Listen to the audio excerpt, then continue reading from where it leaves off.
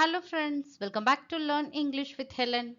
இந்த வீடியோல நம்ம டெய்லி யூஸ் பண்ற சென்டென்சஸ் தான் பார்க்க போறோம். கண்டிப்பா உங்களுக்கு யூஸ்ஃபுல்லா இருக்கும். ஸோ வீடியோவை ஸ்கிப் பண்ணாம ஃபுல்லா பாருங்க.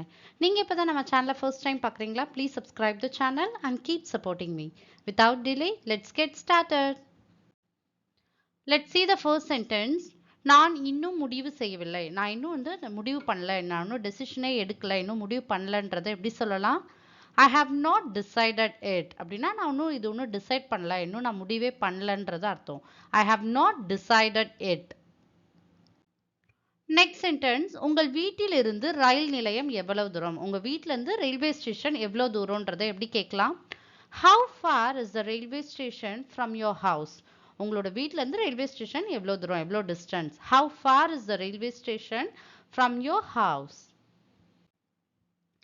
நெக்ஸ்ட் சென்டென்ஸ் அருகில் ஏதேனும் ஹோட்டல் உள்ளதா? நம்ம எங்கேயாவது ஒரு நியூ பிளேஸ்க்கு போயிட்டா யார்ட்டையாவது நம்ம விசாரிப்போம், இங்கே எங்கேயாவது கிட்டையா ஹோட்டல் இருக்குதான்னு கேட்போம் இல்லையா? அதை நம்ம எப்படி கேட்கலாம்? Is there any hotel nearby? நியர்பைனா அருகில்னு அர்த்தம். கிட்ட எங்கேயாவது ஹோட்டல் இருக்கான்னு அர்த்தம். Is there any hotel nearby? Next one, அவள் ஏதோ முணுமுணுத்து கொண்டிருந்தாள். அவள் ஏதோ ஸ்லோவா முணுமுணுத்துட்டு இருக்கா, ஸ்லோவா பேசிட்டு இருக்கான்றத நம்ம எப்படி சொல்லலாம்? She was mumbling something. மம்பிளிங்னா முணுமுணுக்கிறதுன்னு அர்த்தம், மெதுவா பேசுறதுன்னு அர்த்தம். She was mumbling something. Next sentence இந்த பழங்கள் அழுகியவை. இந்த பழம்லாம் அழுகி போயிடுச்சுன்றதை எப்படி சொல்லலாம்? These fruits are rotten. இந்த பழம்லாம் அழுகிடுச்சு. These fruits are rotten.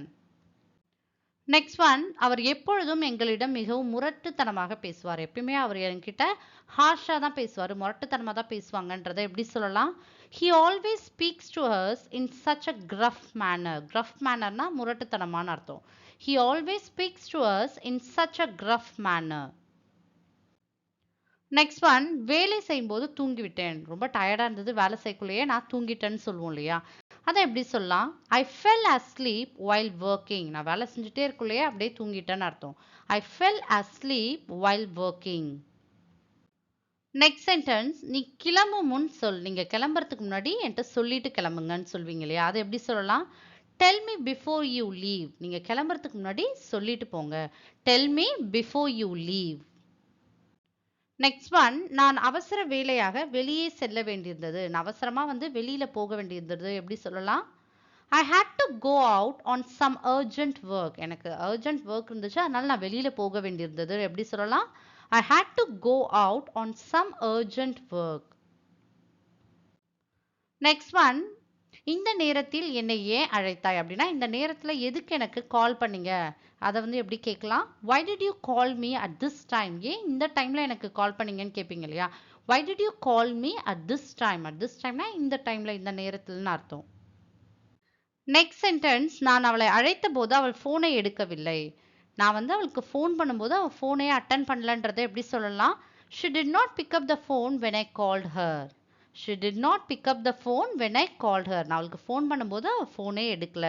She did not pick up the phone when I called her. So my dear friends, I hope this video will be useful for you. If you like this video, like and share with your friends and kindly subscribe the channel and keep supporting me. Thank you friends.